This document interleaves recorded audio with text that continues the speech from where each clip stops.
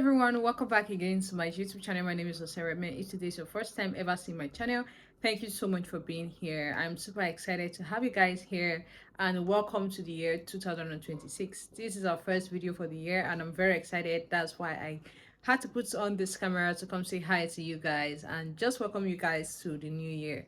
In today's video, I am going to be showing you guys how we went about the making of this beautiful dress you're seeing right here. This was made last year, but I just have the time now to edit and show you guys how this dress was made. So I'm going to take you guys through the process step by step. It's kind of like a sewing vlog. So if this is something you're interested in, please keep on watching and let us get started. So this started by us drafting out the upper parts, the pattern for the upper part. Now this is a bustier and I use a side dart method. Now, my sister is also a fashion designer as well, so she had a sketch of what she wanted the base of her dress to look like. So she wanted it to look like this, and then we can do whatever we want with the beading and everything, but she wanted her dress to have this type of a base. So for the upper part, I went ahead to draft using the side dart method. This pattern is already on the channel for those of you who might be interested. And then the fabric that we're using for this is velvet. For the making of this dress, I think we had about 3 yards.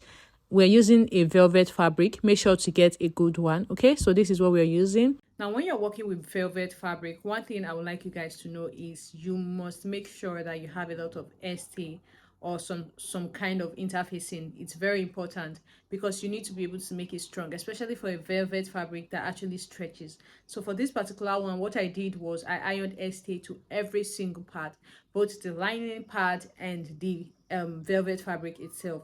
So this actually helped me to manage the stretchiness that it had and actually allowed me to be able to easily sew the skirts, because you know, if you have actually tried to work with velvet, especially if you're trying to make a kind of corset with it, you will know that it's actually very not, it's not the most easiest thing to do. So you have to make sure that you iron ST to it. And when you're ironing your velvet fabric, one tip I want to give you is, if you notice that your iron is not a very good one, make sure that you don't put your iron directly on the velvet fabric. Have probably a cotton fabric in between the iron and the velvet, so that when you're ironing, you don't end up having that sharp iron mark on your velvet. So now you can see what this looks like after I was done ironing it out. Make sure you do not iron directly so that you don't have the iron mark. Okay, so after I was done stitching down the upper part, I went ahead to stitch down the lining part as well, as you can see. And for this, I used the bust kg method because I wanted it to be something that stays very firm even when she's dancing. Okay, so you can see I went ahead to flesh the area where I caged so that it doesn't have that skeleton from the bones. Okay, so after I was done with this is what it looked like. It looks really nice and you can see how it stays very firm. That's why I opted for the bust kg method. So even though you are going to be beading on a dress, make sure the base is very neat. It actually makes a lot of difference. Okay, so you can see it's very firm, it stays very well, and this is what I wanted. So I went ahead to work on the skirt part as well, and I mentioned earlier that I ironed ST to every part of the making of this dress. So even the skirt had ST both on the lining and on the velvet itself, and you can see how the skirt stays firm. It even actually makes the whole work you're doing richer. Okay, so she came for her first fitting and loved it, and then we went ahead to create a spiral design. Now for this spiral design, I have a video on it already on the channel, so you guys, like, everything I did on this dress are things that I've already shared with you guys. So after adding the spiral design, I went ahead to add this braided design all the way across.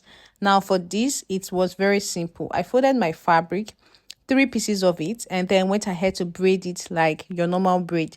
So you guys just watch how I went about this, and it's literally just very simple.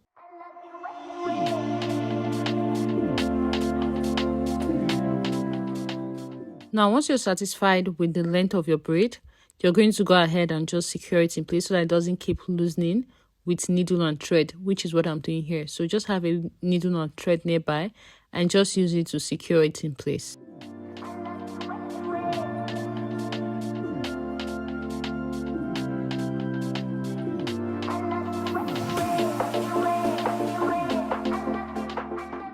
So now I'm done with it and I just cut off the excess, and this is what it looks like. So this is what you will now use to make whatever design you want to make on your dress. Now the next thing I went ahead to do was to get different beads.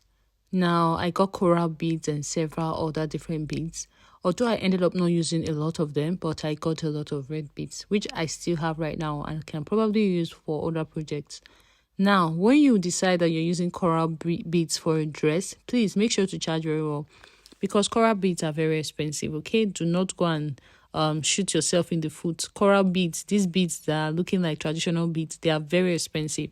One straight line of it is over 7,000 naira. So if someone is asking you to use this for their dress, depending on how full this bead is going to be, you want to make sure that you actually take your time to find out how much it is in your area and charge very well. You don't want to collect peanuts for a dress that you're going to be beading with corals, and then at the end of the day you end up adding your money to make that outfit, because coral beads are very expensive. Okay, and one strand of it, one line of it, is not going to even go anywhere, so you want to make sure that you charge very well. Well, anyway, this was my assistant beading on it. She had already done the sides, as you can see. I combined the coral, the broken beads, the crystal beads. I combined a couple of them actually. You can see the ones I'm using here. So these are the corals that I'm talking about. I don't know if it's coral, but I think it's coral. Please charge very well if you're using this. It's 7,000 naira per line. Okay, these ones are very quite affordable, so you can, a lot of people know how much these are, but the corals you need to always charge very well. So this is what she's doing. It's coming out very nice. After I was done with everything, I told her to also go ahead and bead on the spirals, and this is what we had after we were done with the beading. It looked so beautiful. Honestly, this video, you know how videos can actually distort the way something looks? That was actually happening here, because this looked way better on ground than it was looking here. So you can see the coral area. I told them to bead with the I think this is the crystal beads, and then we had the braid design here across the front, and I used it as part of the sleeve. So I'm going to show you guys how to use it as your sleeve, but this is what it is looking like so far. Okay, so this is the braided design. I'm going to go ahead and stitch this now on the other side of this dress to get the other part of the sleeve. The back of the dress for this particular dress was left plain. You can see how neat it's looking, and you can actually decide to bead on it, but for this one she didn't want too much beading. She wanted it to be very beautiful but a very simple dress at the same time. So now I'm going to show you guys how to add the sleeve to the other side, so that in case you would like to do something like this, you know how to go about it. To do this, you must have measured the length that you need for the sleeve to be. If you want it to fall off, or you want it to be exactly on the person's shoulder, probably this is something you will do when they come for fitting. Okay, so once you've done that, you're going to go ahead and attach the sleeve to the area where you want it to be on the bodice. Okay, and just go ahead and use your needle and thread to secure it in place. You can also use your sewing machine to do this, but you know you will have that sewing machine line, so I prefer to use my needle and thread, so that the stitches, I can actually control the stitches and make sure that it doesn't show over in front.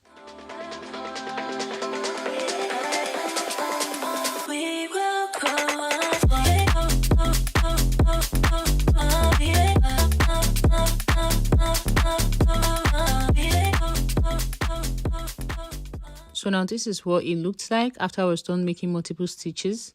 You can see it looks very neat. And after I was done with everything, this is what the bride looked like on her wedding day. She looked absolutely stunning. The dress looked very beautiful, but very simple as well, which is exactly what she wanted in the first place. So yeah, that's all for this tutorial, guys. Thank you so much for watching. I hope you find it helpful. I know this is not a full sewing step-by-step tutorial, but I wanted to show you guys the steps that it took me to make this particular dress. So I hope you find it helpful. In the next video, I'm going to be showing you guys the process of making her white wedding dress. Bye.